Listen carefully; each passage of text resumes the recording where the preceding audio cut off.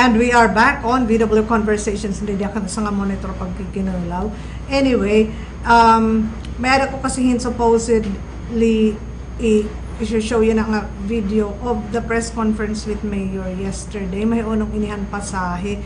But unfortunately, tinig da madam ambot daman talaga nagta-transfer ka pala an video ka human chuk-chak na daman ang kuryente. Chuk-chak tas mahuman ito natin programa. Anyway, paghatag na lahin guti ay nga kunbaga anyway, we posted that ST News na nga da yan waray pa ini yung fixed na pasahe, no? Di dahiton nga flights Manila Borongan Cebu, Manila Cebu Borongan, connecting flight yan in Cebu.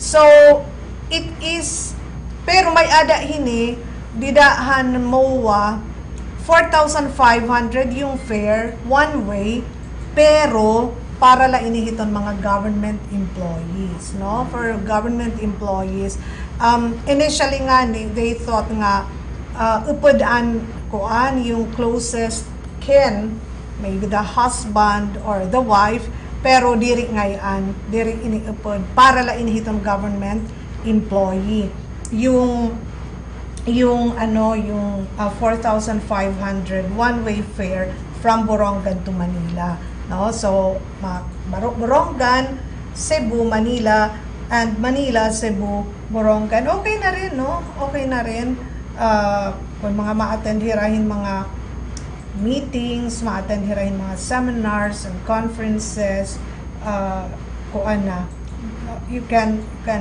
travel direct, no? So, usa pa, because we asked, ano ba ang terms, dida naman han memorandum of agreement nga pinirmahan between the management and Philippine Airlines ngan han local government unit iton Borongan. Nasa rin ni Mayor, kinahanglan mapunan hiton city government iton 43 seats kada flight. Okay na? Okay na? Okay na. So, okay na. Eto na lang. So, if it's okay, so yung kailangan ma-fill yung 43 seats per flight, no? Iton local government unit. So, eto, kung ano lang iton abtan iton aton oras, dito sa video na to, kasi parang medyo putol-putol natin ini. So, if it's okay, Renzo, kumbaga, let it snow. Let it snow, let it snow, let it snow. I just hope that the next time, upay-upayan pa kung ano pa natin subject here. Okay. So with regards to the questions related to our upcoming Philippine Airlines flight to Borongan, beginning this December 19, as of this time, we are still awaiting from Philippine Airlines the final price, but you will see it in their website once it is available already.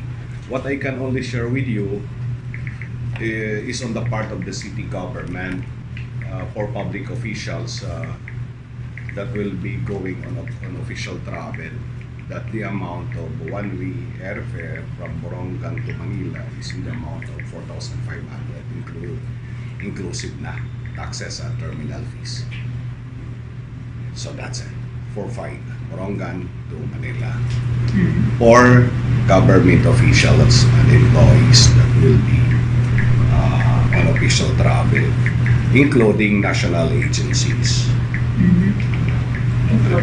Employees and officials. So dahain hirap ang bubuk, pagpapabook. Right now, since this is a new venture on the part of the city government, we are still drafting. I hope that we will be able to catch up itong deadline this coming session with our city council, because we want this legislated. As I've said, this is a new model for an economic enterprise of the city government. Although waray kikitaan itong city government nga direkta nga kwarta, but on economic side of it, definitely it would be the city that will benefit. In order, the question is how I can quantify that. I'm sorry, I am no economist. But definitely, once tourists, visitors will come in, definitely these people will really spend money here in our city. And therefore, our constituents in Borongan, where they will spend their money, will benefit from it. And it would help to boost our local economy. Kasi palay pagkayana.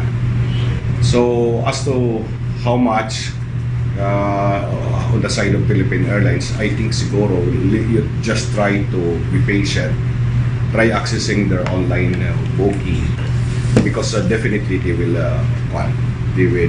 put it there. Kaya ako I tried that 2 days ago pero waray pa talaga. When I type BPA, which is the IATA code of our airport, iba na appear.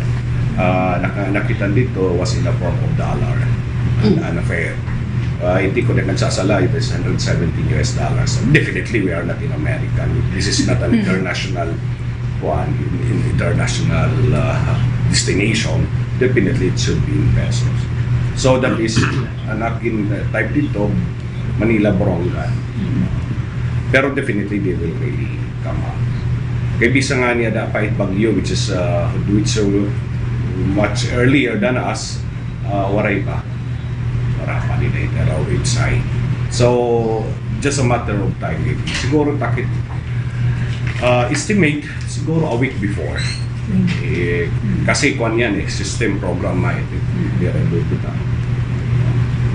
So again, there is a direct flight from Borongan to Manila. Of course, it's just that there is a stopover in Cebu City. In Mactan. Mayor, may na ba schedule-han test flight? Ang ira sa ring haam the last time, yan ang simana. There will be a test flight like what we did in Baguio City. I watch it on YouTube. Both ways. Anira ran with testing. Anira antikan kunta dito. Kunta sugit atan. Dala landing. Tapos itsunod naman take off. Paloyo-loyo tinisting anira. And you will notice, I was last Sunday I was at our airport. Talaga ginpapaspasan ito ang contractor hika up, di ba? At the end of the runway may dapat dito na putrun na mga tuna na for filling purposes na nga to content extension. I think the contractor is hurrying up because of that timeline. And of course, the ka-up is really enjoining them to finish it before the maiden flight. Not yes, none whatsoever. Like as I've said, like what we did in Baguio City when the other test flight. Pero wala pa fix niya date.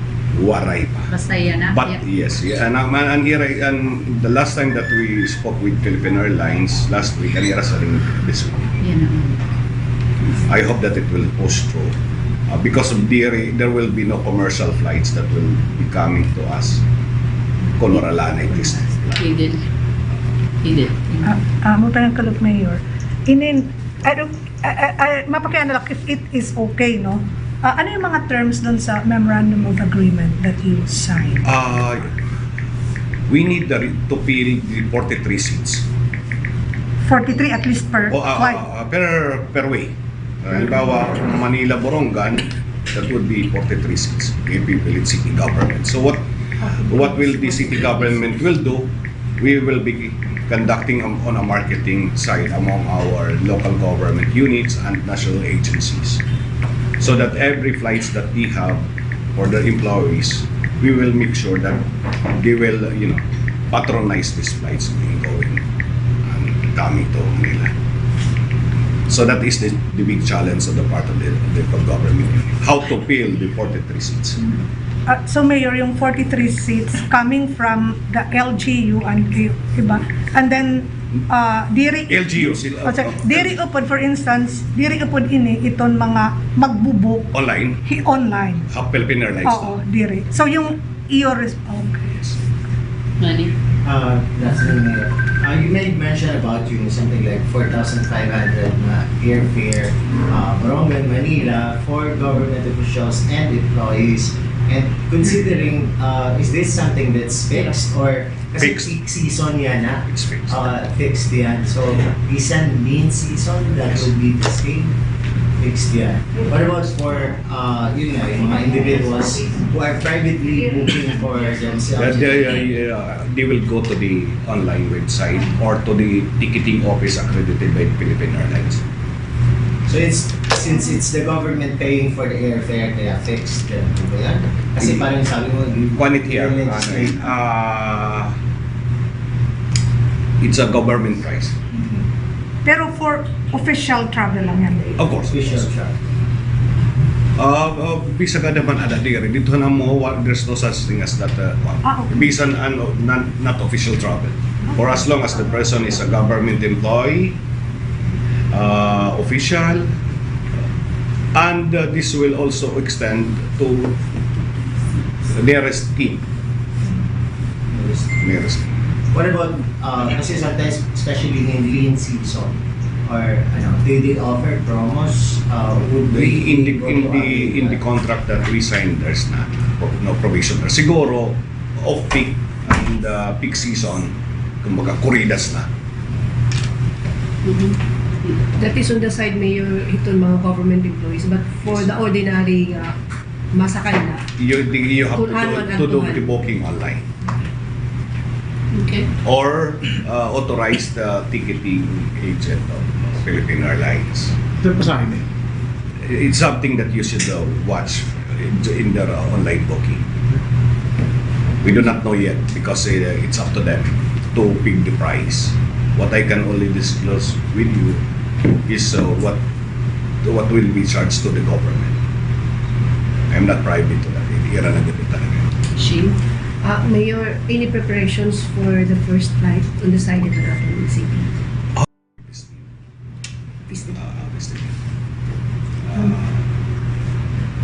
Mamita, Mayor, sunod kong tahaan mo na government employee, makadto pa kami online booking or makadala kami also? You can go to the city treasury. But there will be a team that will be created for that purpose alone. Kaya that team that will be created, they have also the utmost responsibility to the Philippine Airlines. So itong government employee, di makaka-avail ito ng mga promo, something like, so ganito? No, for example, if you're on official travel, you can avail of that promo, but you cannot avail it personally because what will be the government will pay is what you pay for the airline. Kung naka-promo may tiya, kung halimbawa 2,000 ang promo, di 2,000 lagi up. You cannot say it that it would be 4,500. Kasi that is what had happened before. If there is a government employee that travel on official travel, warat nga natatangkili ka dito kay mahal. They just go to Tacloban and travel. Kay mga barato man dito.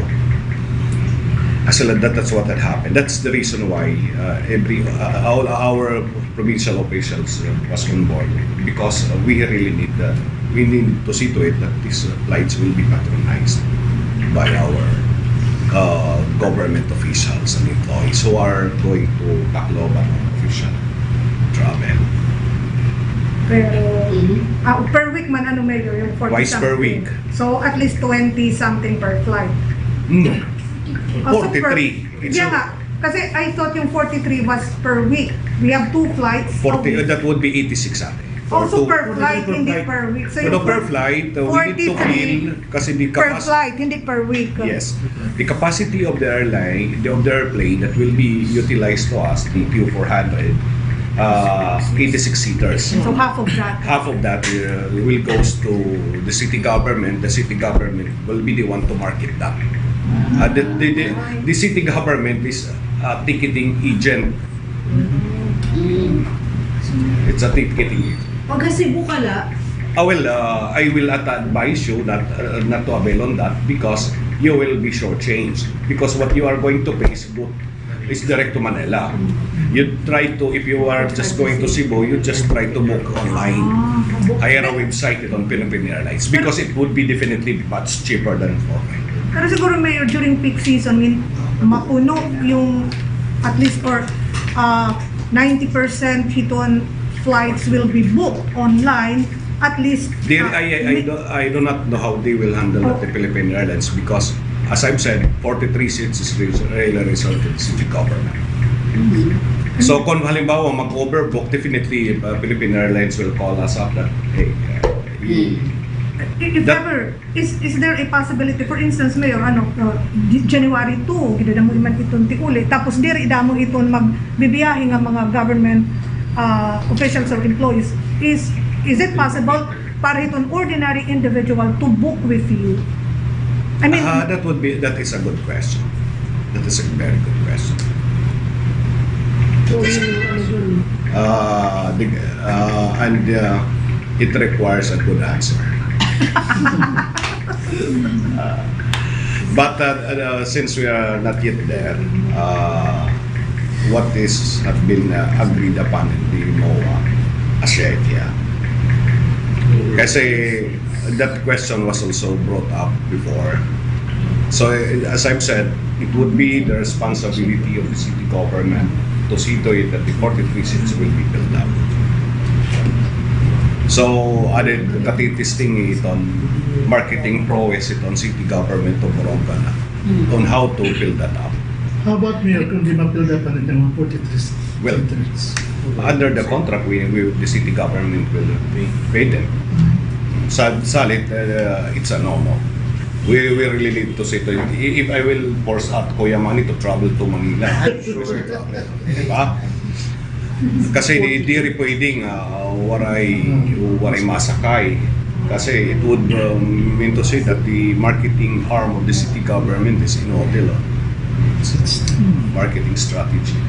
So, Mayor, i-clear ko lang, this 4,500 applies to all of us will be booking through online. Yes, Ito, because that would be advantageous to you. But if you prepare, and for instance, wala na talaga flights to fully book na and Borongan Cebu, well, you can come to us 4,500 if you are a government employee and official. Pero nga dala Cebu. ang 4-5 Ang 4-5. oh, emergency nga di ba? Yes. Actually, that question, it happened. May nanapo talaga. It's not a remote possibility. 43. Borongan Manila. Yeah. Borongan Manila. Borongan, Manila. Yes. Borongan, Manila. Kaya, Kan halimbawa, if yung pagsakay hanggang Cebu lang, ang babayaran mo pa rin 4-5. 4-5. Ganun pa rin. Diretso na naman. Ito yung schedule which is leaving in Cebu 11 a.m. and then arriving 12:30, going back to Cebu. So most likely for Borongan going to Manila, 1.5 hours hindi 1.5 stopover hours, Cebu. and then 40 minutes na layover ha Cebu Airport. Borongan, Manila. Cebu, Manila flight. So it's a connecting flight. Yes, it is. So we're considering punta itong mga government employees, possibly an official travel, attending a seminar or what, and most of this are beginning on a Monday or whatever. Is there a possibility na ma-reschedule siya or palitan yung schedule na on an earlier time? Actually, there was a proposal early morning. However, it was too taxing on our part because our airport is not designed for a night time flight. But that is what we intend to do, to make our airport capable on night flying, so that the possibility of a direct flight Borongan Manila will happen because there is no congestion anymore on nighttime in NAIA.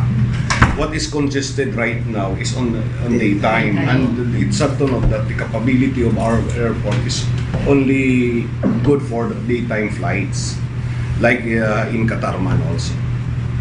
That's why I spoke with our congressman to help us out on the 2024 budget for this capability of our airport.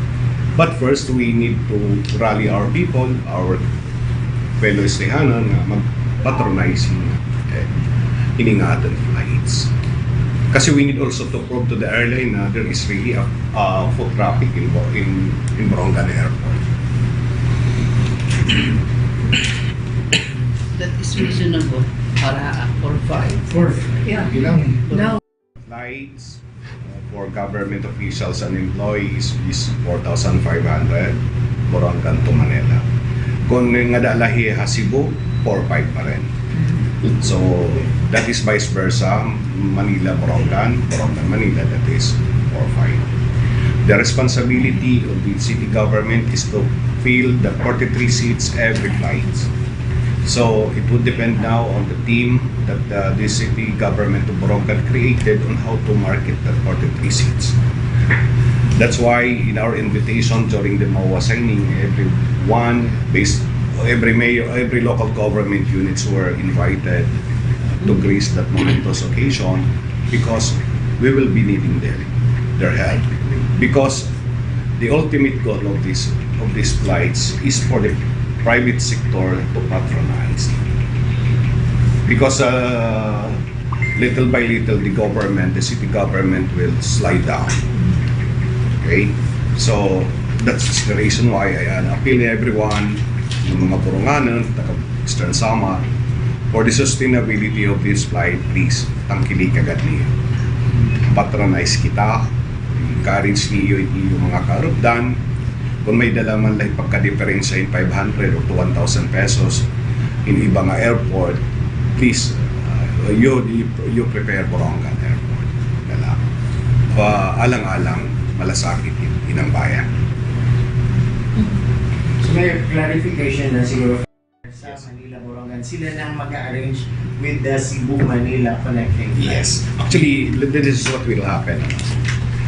If you will book online, the Boronganon has an option. Pwede siya mag-select katanan nga time hitong departure Cebu-Manila. Of course, kung hino maabuboy presyo from Cebu-Manila, definitely that is what they will prepare, definitely a schedule. Pero as I said, option yan. Pero on the side, 43 seats and city, it is not an option. So, 43 seats talaga, dire-diretso tiya Manila, immediately over la Cebu, Borongan Cebu is 1.5 hour, and then fly to Manila. Pagbalik naman is 40 minutes going to Borongan. So ito nga magbo-book online, itong website, itong Philippine Airlines, you have an option. Kung ano nga connecting flight it iyo, sasakyan. Kay if I'm not mistaken, nga dadat ka, alas 11 gabi na may flights, Manila-Cebu. Cebu-Manila, Cebu-Manila. Pwede na may mga Boronganan nga karuyaglaan ay mag-standby sa Cebu. They can just catch up the palo itong i-schedule, pwede lang ay magtambay sa Cebu. And then take a flight to Borongan. Way back home. This 43 seats, that is a responsibility of the city LGU. Yes, to market it, ma'am. Or to market, meaning we can accept non-Boronganon. Of course. Of course. Kasi our target that party natin na prospective clients are from the northern Samar side, Mapanas, Gamay, Lapinig, ng mga local government units. So down to isa nga yung Giwan. Kay mas shorter it Giwan to Tacloban, comparable to fuel consumption. And even Balanghiga nga ni, they will try. Not unless siguro these people have something to do first in Tacloban City. The media mayor can help us Yes, market. of course, yes. That's the very purpose of this press con because the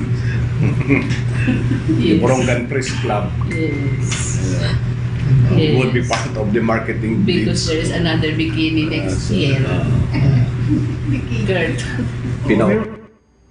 Okay, so part adton, kaparte la adton han aton press conference yesterday. Pero mayada ini ko kasi kakalap no, na-mention ni Mayor nga yung 4,500 fare one way is for government employees and their next of kin or members of the family. Pero han kagabi after they have checked han kasabutan for government employees lang diri upod iton pamilya dyan sa may 4,500 pesos nga pasahe. No? So, pag klaro la ini, pero yung for the general public, wala pa rin tayong alam kung magkano talaga ang pamasahe.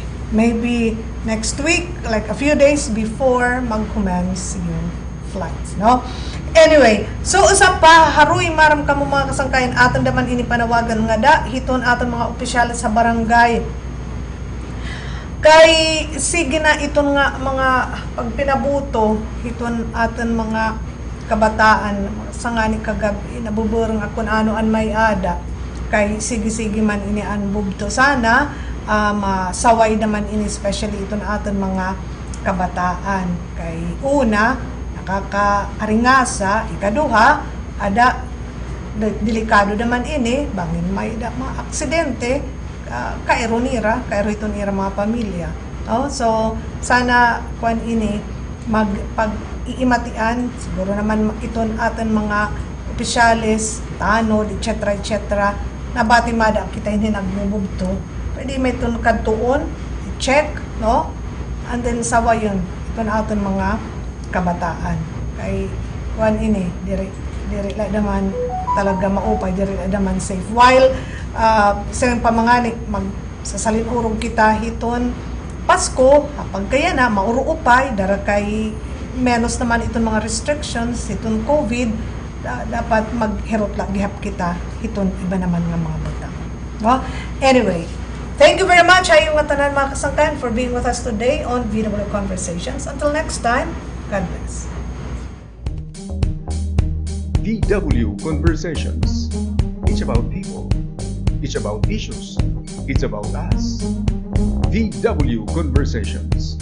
Usahang katungod, usahang kinahanglanon. Pag-iristorya ita ang kinahanglan pag-iristoryahan.